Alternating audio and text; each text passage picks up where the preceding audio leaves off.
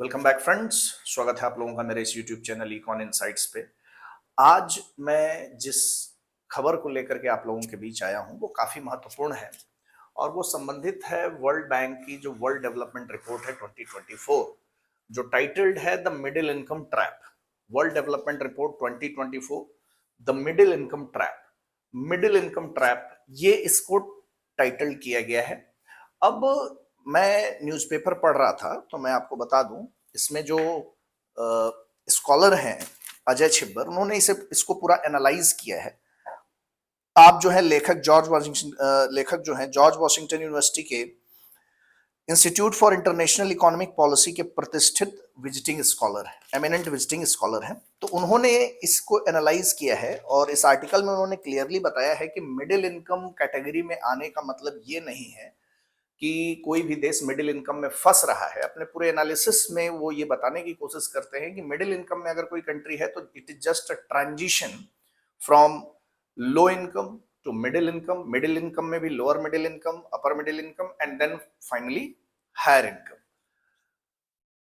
तो world bank की report में अगर हम लोग per capita gross national income के बेसिस पे कैटेगराइज करें कंट्रीज को, तो वो कुछ इस प्रकार होते हैं। हाई इनकम कंट्रीज वो कहलाती हैं जहां पर जो पर कैपिटा ग्रॉस नेशनल इनकम है वो $14,005 से ऊपर है।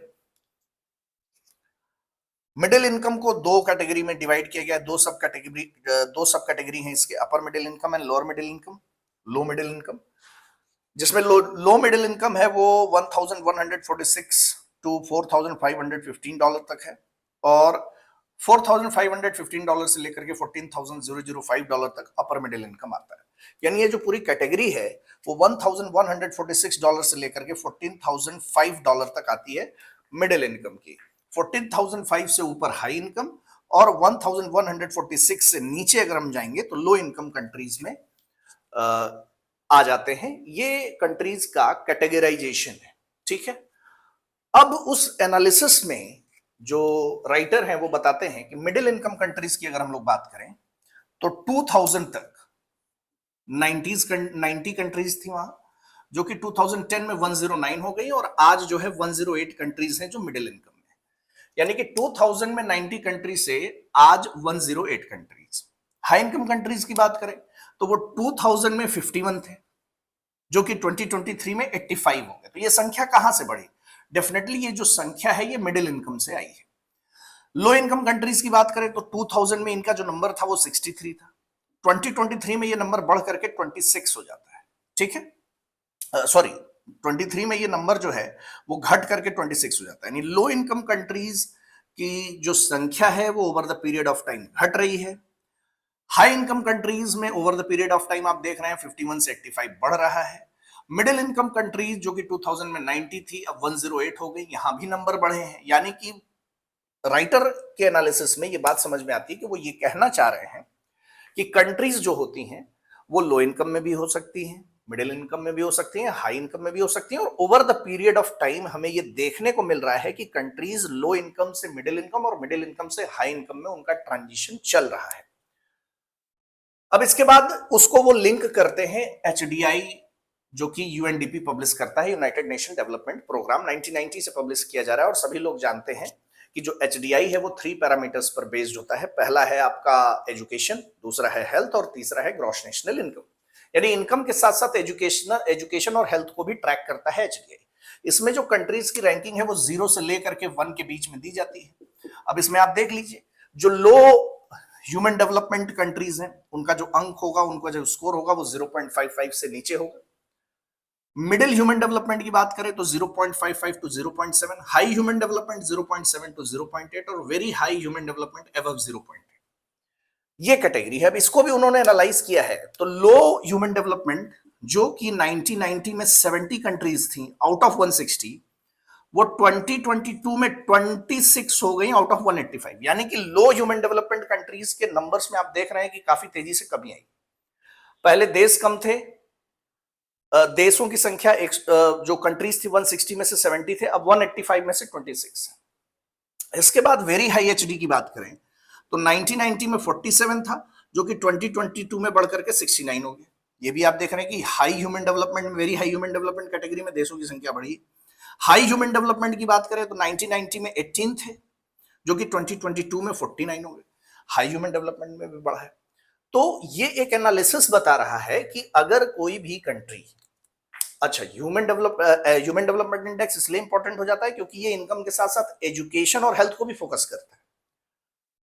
ठीक है, तो यहां से हमें ये बात पता चलती है कि जो मिडिल इनकम कैटेगरी में आने का मतलब ये नहीं है कि ये एक ट्रैप में फंसने जैसा है। ठीक है, अब राइटर आगे कुछ बातें कहते हैं जो कि इंडिया के कंटेक्स्ट में है और जो कि बहुत ज्यादा महत्वपूर्ण है। इंडिया को लेकर के जो वो बातें कहते हैं वो ये है कि जो एनालिस्ट हैं वो अभी से इंडिया को लेकर के बातें कहना शुरू कर दिया उन्होंने, और वो कह रहे हैं कि भारत मिडिल इनकम ट्रैप में फंसेगा या नहीं, इसको लेकर के बातें हो रही हैं। और कहा जा रहा है कि जो भारत की प्रति व्यक्ति ग्रॉस नेशनल इनकम है वो $2540 है, जो कि लो मिडिल इनकम कंट्री में आता है। ठीक है, ये अमेरिका के प्रति व्यक्ति आय का केवल 3% है। यहां तक आप लोग चीजों को समझ गए तो मैं इसको रफ करके कुछ चीजें यहां लिखूंगा।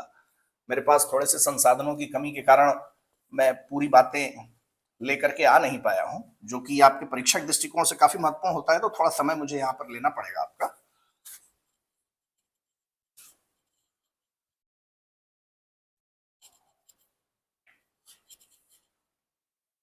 जैसा कि कहा जा रहा है, भारत की जो पर कैपिटा जीएनआई है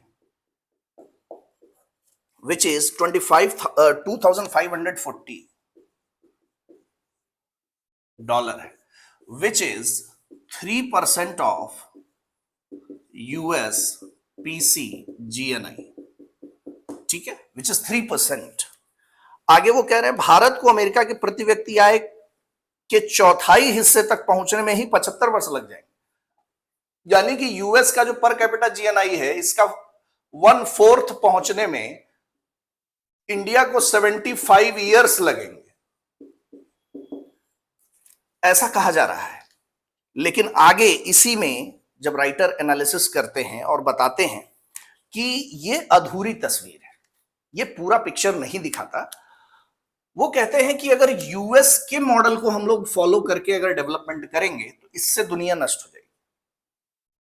सब लोगों को पता है कि यूएस का जो डेवलपमेंट है वो अनसस्टेनेबल डेवलपमेंट है, वो लंबे समय तक नहीं रह सकता। कार्बन उत्सर्जन में यूएस अग्रणी देशों में आता है। तो वो कहते हैं कि इस इनकम वाले ट्रैप को, ये जो इनकम वाली बात हम कह रहे हैं, इसको हमें सस्टेनेबिलिटी के साथ जोड़ना होगा। और जो सस्टेनेबल डेवलपमेंट इंडेक्स है एसडीआई, इसकी बात करनी होगी। और जब हम एसडीआई की बात करते हैं तो एसडीआई का जो सर्वोच्च पैमाना है, एसडीआई का जो सर्वोच्च पैमाना है वो है $14,000 पर capita GNI.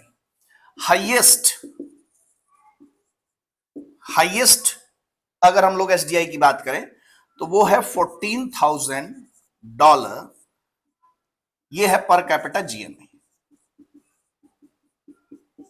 Per capita GNI which is equal to 0.8 HDI, और ये इक्वल है किसके? 0.8 जो एचडीआई का पैमाना है, ह्यूमन डेवलपमेंट इंडेक्स। और आपको पता है कि 0.8 जो है वेरी हाई ह्यूमन डेवलपमेंट को दिखाता है। ठीक है, तो 0.8 एचडीआई, $14,000 ही चाहिए पर कैपिटा जीएनआई। इंडिया जो है इस समय 2540 पर कैपिटा जीएनआई पर है। और लेखक कहते हैं कि अगर ये आधार बनेगा, क्योंकि कार्बन एमिशन में हमारा बहुत ज्यादा योगदान नहीं है, 3% के आसपास है, कहते हैं कि अगर हम अपने डेवलपमेंट में सस्टेनेबिलिटी को मिक्स करेंगे कि हमारा विकास कितना धारणीय है, कितना सस्टेनेबल है, तो उस आधार पर अगर ये बेस बनेगा तो इसे हम 2047 तक अचीव कर सकते हैं। राइटर बताते हैं कि ये टारगेट 2047 तक अचीवेबल है और इंडिया का जो डेवलपमेंट होगा सस्टेनेबल होगा, और हम इस लेवल पर पहुंचने के बाद भी उतना कार्बन इमिशन नहीं कर रहे होंगे जितना आज के समय के डेवलप्ड कंट्रीज लाइक यूएस और अदर कंट्रीज हैं जो कर रहे हैं। यूएस है, चाइना है, ऐसी कंट्रीज जो कार्बन इमिशन कर रही हैं, हमारा कार्बन इमिशन उतना भी नहीं होगा। साथ ही साथ अपने इस विकास को यहां पर बनाए रखने के लिए, ये कंटिन्यू रहे, आगे और चलता रहे, इसके लिए उन्होंने 5 रास्ते सुझाए हैं। और वो बड़ी अच्छी बात है। वो कौन सी बातें हैं जिसको उन्होंने बताया है? तो उन 5 रास्तों को मैं बता दूं, 5 समाधान जो उन्होंने बताए हैं कि इंडिया वहां पर रहकर बनाए रखेगा तो उसके लिए बेहतर होगा। पहला वो बता रहे हैं प्रशासन, यानी कि एडमिनिस्ट्रेशन, एडमिनिस्ट्रेशन है। दूसरा वो बता रहे हैं लोक वित्त, लोक वित्त। तीसरा जो वो बता रहे हैं, वो कह रहे हैं विकेंद्रीकरण की बेहतर संस्थाएं, विकेंद्रीकरण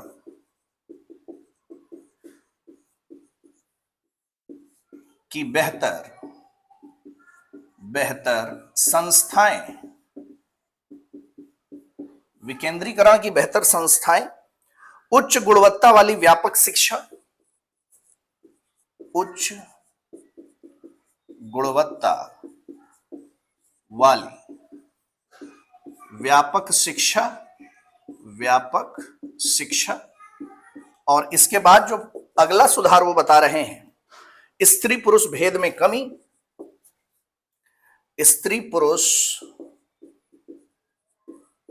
भेद में कमी, भेद में कमी और आयात संरक्षण। इसके अलावा अगला जो बता रहे हैं वो है आयात संरक्षण, आयात संरक्षण, आयात संरक्षण।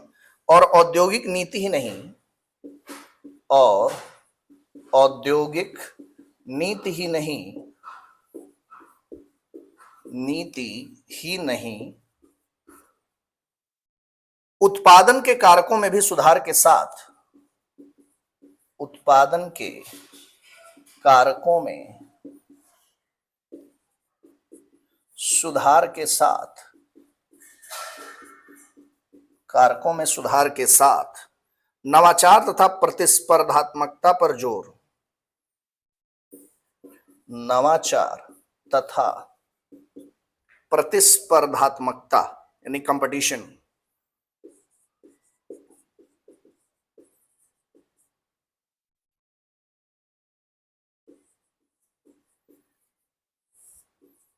मकता पर जोर, ये बातें। अब ध्यान दीजिए, कहते हैं कि अगर इंडिया को अपने डेवलपमेंट को अचीव करने के बाद उसे आगे बनाए रखना है तो उसे क्या करना होगा? तो उसको ये सुधार अपने यहां करने होंगे जिससे उसका विकास जो है उस स्तर पर बना रहेगा और भारत अपने विकास को दुनिया को दिखाने में सक्षम होगा। कौन कौन से सुधार हैं? पहला ये सुधार है प्रशासन, एडमिनिस्ट्रेशन में सुधार करना हो। दूसरा पब्लिक फाइनेंस में सुधार करना होगा, इसमें सोशल वेलफेयर और इन्वेस्टमेंट, प्रोडक्टिव एक्टिविटीज पर जो खर्चे हैं,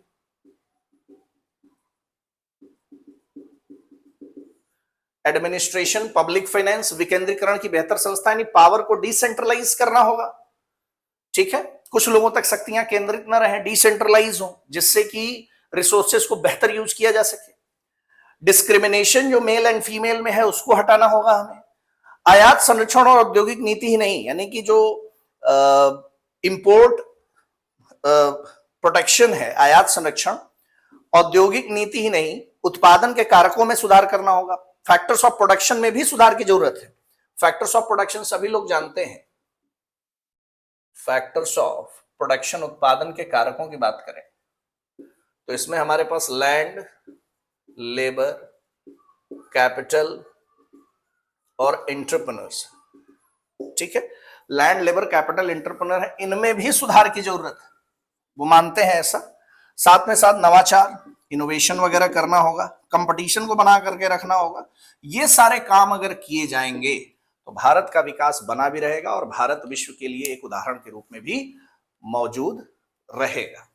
ठीक है, तो कुल मिला जुला करके लेखक अपने इस पूरे निष्कर्ष में इस बात को कहते हैं कि मिडिल इनकम कैटेगरी में आना जाल में फंसना नहीं है, बल्कि ये एक ट्रांजिशन है from low income to middle income, and middle income to high and very high income. ठीक है, मिडिल इनकम ट्रैप का मतलब मैं आपको बता दूं, जो मिडिल इनकम ट्रैप है इसका मतलब ये होता है कि कोई भी कंट्री जब लो इनकम से मिडिल इनकम में आती है तो मिडिल इनकम के बाद हाई इनकम में जब उसको जाना होता है तो ये काम नहीं होता है, इसमें बहुत ज्यादा विलंब हो जाता है, कंट्री वहीं पर फंसी रह जाती है। मिडिल इनकम ट्रैप का मीनिंग ये होता है, बट राइटर इस बात को खारिज करते हैं और वो अपने स्टैट से ये बताने की कोशिश करते हैं कि मिडिल इनकम में आने का मतलब हमेशा ये नहीं है कि मिडिल इनकम में फंसे रह जाएं, ये एक ट्रांजिशन है जो लो से मिडिल और मिडिल से हाई तक जाएगा। Thank you.